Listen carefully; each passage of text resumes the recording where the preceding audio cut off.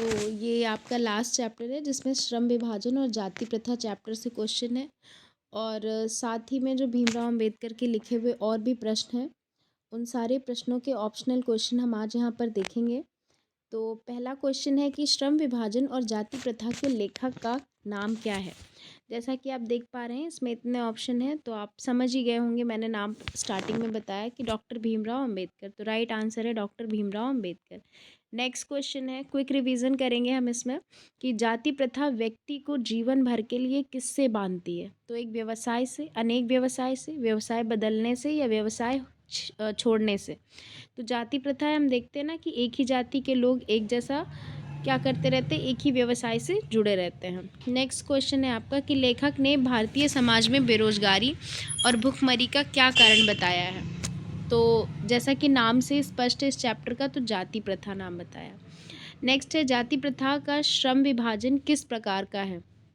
किस तरह का ये श्रम विभाजन होता है। स्वाभाविक है, आकस्मिक है, सार्थक है, निरर्थक है। तो अस्वाभाविक है, क्योंकि जो जाति प्रथा में व्यवसाय होता है, जो पिता कर रहे होते हैं वही व्यवसाय पुत्र करता है, तो क्या है, अस्वाभाविक है।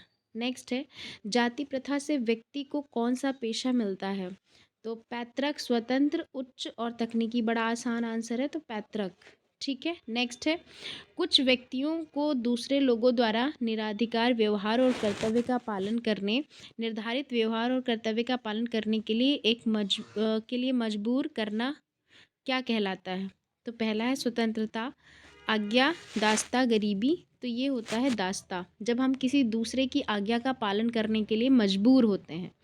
ठीक है। नेक्स्ट है, लेखक समाज के सभी सदस्यों को कौन से अवसर प्रदान करने के पक्ष में है। तो समान अवसर। ठीक है।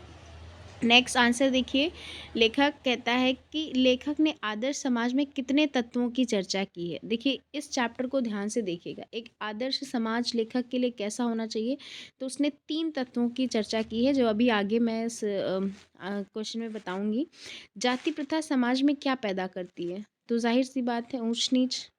नेक्स्ट है, आदर्श समाज में परिवर्तन का लाभ किन्हें प्राप्त होगा। तो भाई जो आदर्श समाज होगा तो उसमें सभी को लाभ प्राप्त होगा। चाहे देखिए, अब अभी आपको लगेगा कि ऊंची जाति वालों को क्यों, अमीर को भी, गरीब को भी और ऊंची जाति के, तो कुल मिलाकर सभी को मिलेगा, राइट, ये लाभ। नेक्स्ट है, जाति प्रथा का सबसे बड़ा दोष क्या है। एक दोष इसका क्या है सबसे बड़ा, कि यह लोगों को एक पेशे से जोड़ देती है, या लोगों को अनेक पेशे से जोड़ देती है, या रोजगार। तो भाई जाहिर सी बात है कि जाति प्रथा पेशे से ही बनी है, व्यवसाय से ही बनी, तो एक ही व्यवसाय से जोड़ देती है। बाबा साहेब अम्बेडकर ने किस प्रकार के समाज की कल्पना की। तो आदर्श समाज की। नेक्स्ट है, लेखक ने दूध और पानी के मिश्रण की किससे तुलना की है। तो उन्होंने भाईचारे की। नेक्स्ट है, लेखक के अनुसार दास्ता का संबंध किससे नहीं है। तो कानून, समाज, शिक्षा और धन। तो कानून से, भाई कानून बनाया भी इन्होंने है, तो उसमें उन्होंने दास्ता को नहीं, समानता और बंधुत्व को महत्व दिया है। आगे है, आर्थिक विकास के लिए जाति प्रथा का परिणाम कैसा है। तो लाभकारी है, हानिकारक है, कैसा है। तो आप देख सकते हैं हानिकारक। भाई लोग यहाँ पे अपनी कैपेबिलिटी, अपनी क्षमता के अनुसार काम नहीं कर पा रहे हैं।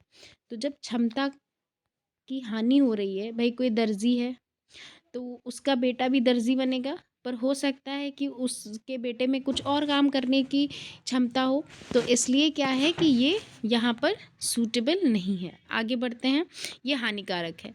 श्रम के परंपरागत तरीके में किस चरण से परिवर्तन हो रहा है। तो ये हो रहा है आधुनिक तकनीकी के कारण। लेखक के अनुसार मनुष्य की कार्यकुशलता किस प्रकार बढ़ाई जा सकती है। तो आप आंसर देख लीजिए, सबको समान अवसर देकर। समान अवसर यानी इक्वलिटी की बात यहाँ पर की गई है। आई होप ये चैप्टर क्विक रिवीजन में आपको समझ में आया होगा।